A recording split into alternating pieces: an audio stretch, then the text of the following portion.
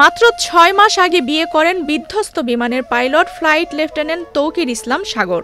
২১ জুলাই সোমবার রাজধানীর উত্তরায় মাইলস্টোন স্কুল অ্যান্ড কলেজে বিধ্বস্ত হওয়া বিমান বাহিনীর প্রশিক্ষণ যুদ্ধ বিমানের পাইলট ছিলেন তিনি।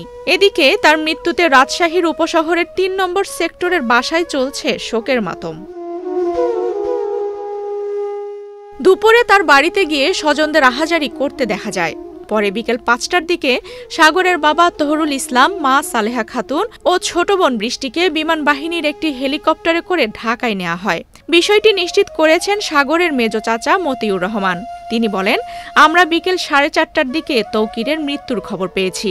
এরপর বিমান বাহিনীর পক্ষ থেকে একটি হেলিকপ্টার পাঠানো হয়। নিহত পাইলটের চাচা মতিউর রহমান জানান, সাগর ৬ মাস আগেই বিয়ে করেছিলেন। সম্প্রতি তিনি রাজশাহীতেও এসেছিলেন।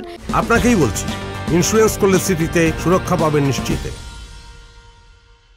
মরদেহ রাজশাহীতে নিয়ে আসার পর পারিবারিকভাবে সিদ্ধান্ত নেওয়া হবে তৌকিরের দাফন রাজশাহীতে হবে নাকি সোনা মসজিদে হবে, এমনটাই জানিয়েছেন নিহতের চাচা। জানা গেছে, এটাই ছিল ফ্লাইট লেফটেন্যান্ট তৌকিরের প্রথম সলো ফ্লাইট ট্রেনিং।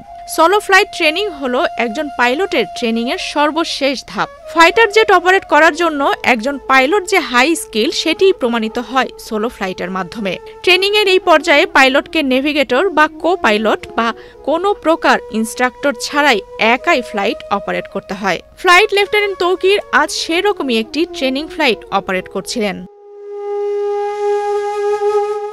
২১ জুলাই সোমবার দুপুর ১:০৬ রাজধানীর মাইলস্টোন কলেজ ক্যাম্পাসে ওই প্রশিক্ষণ বিমানটি বিধ্বস্ত হয়। এতে এখন পর্যন্ত ১৯ জন নিহত ও শতাধিক আহত হওয়ার খবর পাওয়া গেছে। সেনাবাহিনীর আন্তঃবাহিনী জনসংযোগ পরিদপ্তর জানিয়েছে, বিমানটি মাইলস্টোন কলেজের হায়দার আলী ভবনের প্রধান ফটকে আছড়ে পড়ে এবং নিচতলায় ভবনটির এক পাশ দিয়ে প্রবেশ করে আর এক পাশ দিয়ে বের হয়ে যায়। এই ঘটনায় এখন পর্যন্ত ১৯ জন নিহতের সংখ্যা নিশ্চিত করেছে ফায়ার সার্ভিস। হতাহতের সংখ্যা শতাধিক বলে বিভিন্ন মাধ্যমে জানা গেছে। আফসানা রিপা, বাংলাদেশ প্রতিদিন।